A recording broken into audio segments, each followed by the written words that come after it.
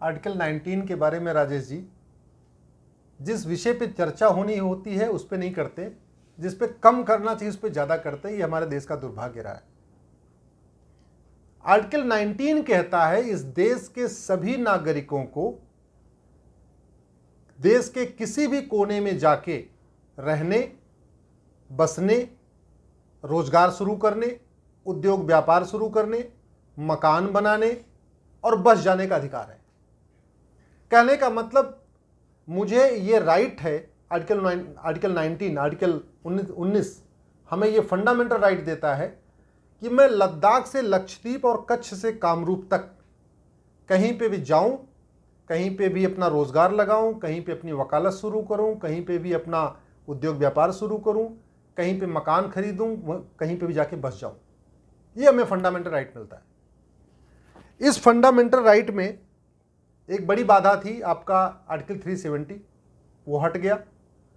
सरकार को बधाई, माननीय प्रधानमंत्री जी को बधाई कि अब कश्मीर भी हमारे भारत का अंग बन गया है। वहाँ जाने में आपको कोई दिक्कत नहीं है, आप वहाँ जा सकते हैं, वहाँ बस सकते हैं। लेकिन आर्टिकल 370 से भी ज़्यादा खतरनाक एक कानून है जो अंग्रेज़ों ने बनाया था 1873 में, 1873 में। उसको कहते हैं बंगाल फ्रंटियर एक्ट। ये बंगाल फ्रंटियर एक्ट क्यों बनाया गया था, इसकी बैकग्राउंड समझना जरूरी है। जैसा मैं बार बार कहता हूं, अंग्रेजों ने एक भी कानून ऐसा नहीं बनाया जो भारत के लोगों के लिए भारतीय संस्कृति को ध्यान में रखते हुए और भारत में भ्रष्टाचार अपराध कम करने और भारत के लोगों को अच्छा जीवन देने के लिए बनाया हो। अंग्रेजों ने जितने भी कानून बनाए थे सब के सब अपनी सत्ता को स्थापित करने और अपनी सत्ता को मजबूत बनाने, भारत के लोगों को गुलाम बनाने के लिए बनाया था। 1857 में मंगल पांडे जी ने जब क्रांति किया, उसके बाद मैकाले को बोला तुम कानून बनाओ, और पहला कानून बनाना 1860 में, जिसको कहते हैं इंडियन पिनल कोड। जब इंडियन पिनल कोड बन गया, उनको लगा कि इतने सारे लोग वंदे मातरम भारत माता की जय बोल रहे हैं, इनको लाठियों से पीटेगा कौन। अगला कानून बनाया 1861 में, उसको कहते हैं पुलिस एक्ट। जब पुलिस एक्ट भी बना लिया, लठैत तैयार कर लिए, वर्दीधारी गुंडे अपने बना लिए, फिर उन्होंने कहा कि एक कानून और बनाते हैं, भारत के मठ मंदिरों पर कब्जा कर लेते हैं। तीसरा कानून बनाया 1863 में, उसको कहते हैं रिलीजियस एंडाउमेंट एक्ट। जब ये भी हो गया, फिर उनको लगा कि ये लोग जो यहाँ पे भारत माता की जय वंदे मातरम कर रहे हैं, जो देशभक्त हैं, इनको सजा कैसे देंगे। अपनी कोर्ट बना लिया। अपना 1872 में एविडेंस एक्ट बना दिया कि गवाहों के बयान इस कानून के अंतर्गत होंगे, और वो इस तरीके से कानून बनाए कि जितने भारत के स्वतंत्रता संग्राम सेनानी थे, चुन चुन के उनको सजा देना शुरू कर दिया। किसी अंग्रेज को सजा नहीं हुई। ध्यान रखिए, ये अंग्रेजी कानून अगर अच्छे होते तो सजा अंग्रेजों को होनी चाहिए थी, क्योंकि यहाँ पे प्रताड़ित करने वाले, अत्याचार करने वाले अंग्रेज थे। लेकिन सजा किसको होती थी? भारतीयों को, जो बेचारे खुद ही पीड़ित थे, जो शोषित थे, जो परेशान थे, जो आज़ादी चाहते थे। तो अंग्रेजों ने डिजाइन कुछ इस तरीके से किया था। 1872 के बाद उन्होंने तीसरा कानून बनाया 1873 में, उसको कहते हैं बंगाल फ्रंटियर एक्ट, जिसका सीधा संबंध हमारे आर्टिकल 19 से है, जो हमको अधिकार देता है कि हम कहीं पे भी जाके रहें, कहीं पे जाके बसें, कहीं पे मकान बनाएं, कहीं पे रोजगार करें। इस 1873 को अंग्रेज का जो बंगाल फ्रंटियर एक्ट है, इसको अंग्रेजों ने इसलिए बनाया था, उनकी नजर पड़ी नॉर्थ ईस्ट के हमारे पहाड़ों पे, नागा हिल्स जिसको कहते हैं, जो वहाँ पे पहाड़ियाँ हैं, नागालैंड, मणिपुर, मिजोरम, मेघालय के आसपास। उनको बाद में पता चला यहाँ तो बहुत अच्छी अच्छी जड़ी बूटियाँ हैं, ऐसी ऐसी जड़ी बूटियाँ हैं जो मतलब असाध्य रोगों को ठीक कर देती हैं। ऐसी ऐसी जड़ी बूटियाँ हैं कि उनको उपयोग करने के बाद बीमारी आती ही नहीं। और भारत के लोग जानते थे, हमारे वैद्य वहाँ जाया करते थे, वहाँ से जड़ी बूटी लाया करते थे। मतलब केवल हिमालय में संजीवनी नहीं थी, संजीवनी आपके नागा हिल्स में भी थी। अंग्रेजों ने कानून बनाया 1873 में और ये बोला कि आपको इस वाले एरिया में, यानी नॉर्थ ईस्ट में अगर आना है, आपको नागालैंड आना है, मिजोरम आना है, अरुणाचल आना है, तो आपको परमिट लेना पड़ेगा। और परमिट देने वाले वही थे, तो वो परमिट देते नहीं थे। उन्होंने उस एरिया को, जहाँ हमारे आदिवासी समाज के लोग हैं लेकिन बहुत अच्छी सी जड़ी बूटियाँ हुआ करती थी, जहाँ दलित समाज के लोग रहते हैं, उस पूरे एरिया को उन्होंने भारत से अलग कर दिया। दो कारण था, एक तो उनको जड़ी बूटी वहां की लूटनी थी, उसको इंग्लैंड भेजनी थी। दूसरा, वहां पे जो हमारा आदिवासी समाज था वो अंग्रेजों के खिलाफ एक युद्ध भी कर रहा था, तो उनको अलग भी करना था, उनको बांटना था, उनको बिल्कुल अलग कर देना था। क्योंकि अगर उत्तर भारत और पूर्वोत्तर भारत मिल के लड़ेगा तो अंग्रेजों को ज़्यादा दिक्कत होगी, इसलिए उन्होंने कानून बना के बोला नहीं, उत्तर भारत के लोग पूर्वोत्तर भारत आएंगे ही नहीं। दुर्भाग्य से वो कानून 1873 का आज भी चल रहा है, और आज अगर हमको आपको नागालैंड जाना हो तो बाकायदा परमिट लेना पड़ेगा। कश्मीर में 370 के बाद परमिट नहीं होता था, परमिट उस समय तोड़ दिया गया जब श्यामा प्रसाद मुखर्जी जी गए, लेकिन नागालैंड में आज भी परमिट लेना पड़ेगा। आप ना कोहिमा जाइए, दीमापुर जाइए, कहीं पे भी जाइए, आपको बॉर्डर पे रोक दिया जाएगा। आपको वहाँ पे बाकायदा, जैसे बांग्लादेश से आपको जाना होता है तो वीज़ा लेना पड़ता है, भूटान जाना होता है तो आपको बाकायदा पूरा रजिस्ट्रेशन कराना पड़ता है, वीज़ा लेना पड़ता है। तो जितना प्रोसेस आपको भूटान जाने में करना पड़ता है, जितना प्रोसेस आपको बांग्लादेश जाने में करना पड़ता है, उतना ही प्रोसेस आपको नागालैंड में जाने में करना पड़ेगा, मणिपुर जाने में करना पड़ेगा, मिजोरम जाने में करना पड़ेगा, और अरुणाचल जाने में करना पड़ता है। जबकि आर्टिकल 19 क्या कहता है? सभी नागरिकों को कहीं पे भी जाने, रहने, बसने का अधिकार है। तो उनका जो मेन टारगेट था अंग्रेजों का 1873 का कानून बनाने का, वो केवल और केवल हमारे आदिवासी समाज के लोगों को शेष भारत से काटने का था, वहां की जड़ी बूटियों को लूटने का था, और उनको पिछड़ा का पिछड़ा बना के रखने का था। वहां का इतिहास जरा देखिए। भीम की ससुराल थी नागा हिल्स में, हिडंबा नागा हिल्स की रहने वाली थी।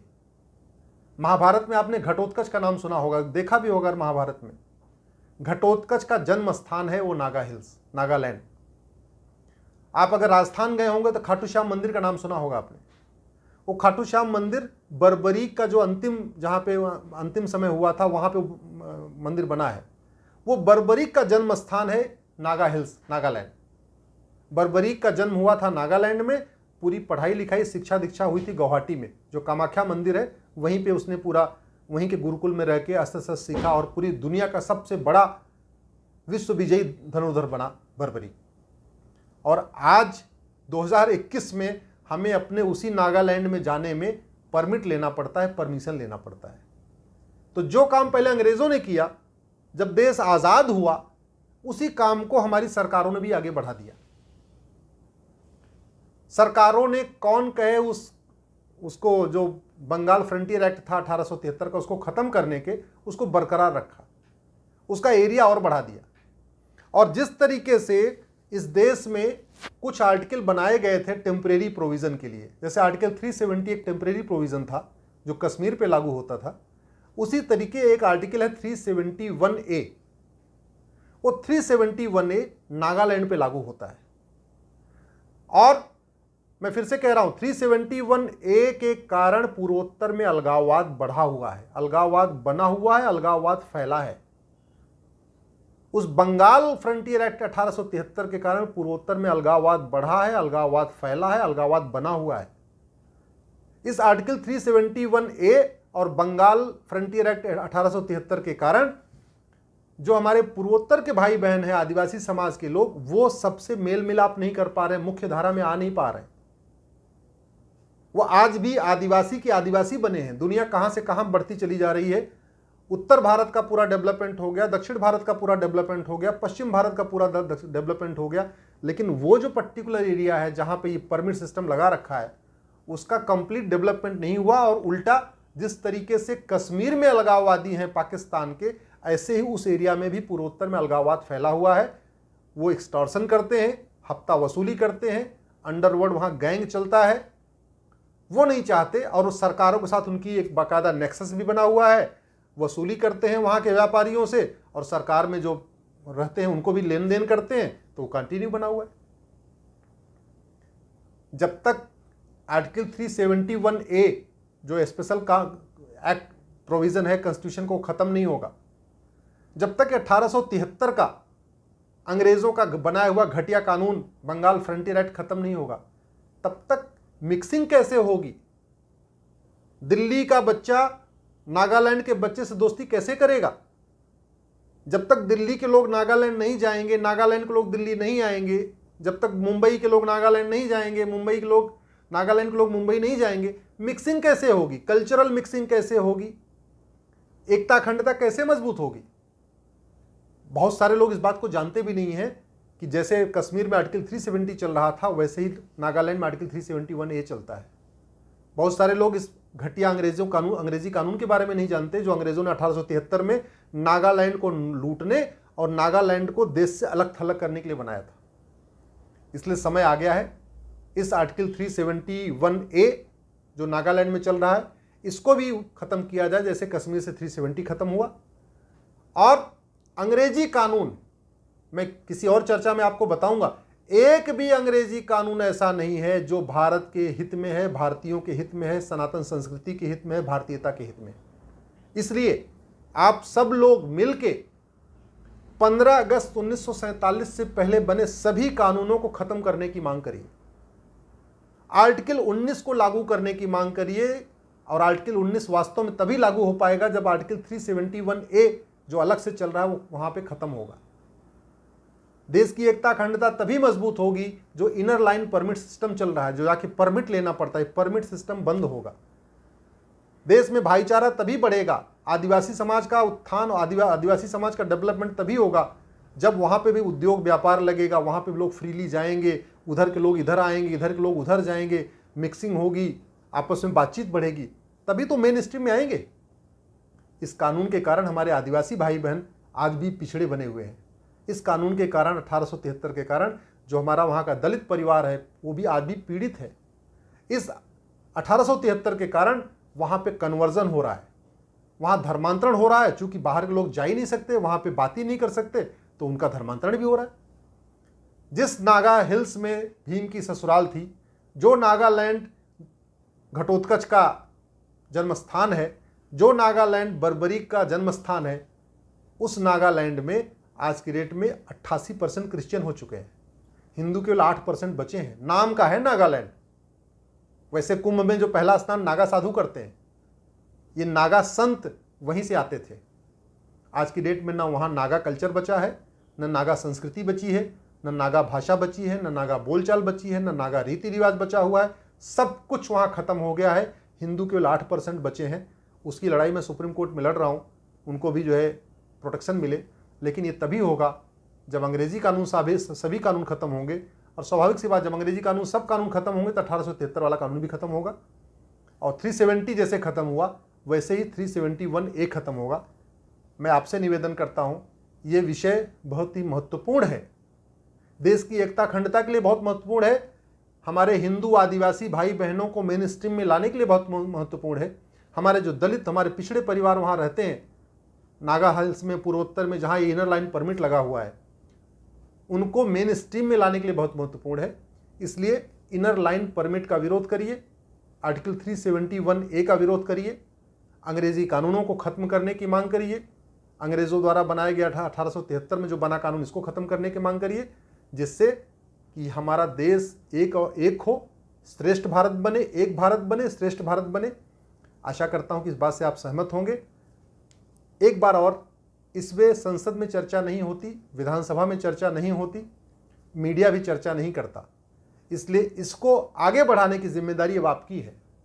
आप इसको जितना से ज़्यादा प्रचार प्रसार करेंगे, जितना ज़्यादा ट्विटर पे डालेंगे, फेसबुक पे डालेंगे, व्हाट्सएप पे डालेंगे, टेलीग्राम पे डालेंगे, उतना ही ये विषय पूरे देश में जाएगा। जितना ज़्यादा आप इसको ट्वीट करेंगे, टैग करेंगे, उतना ही ज़्यादा बात आगे बढ़ेगी।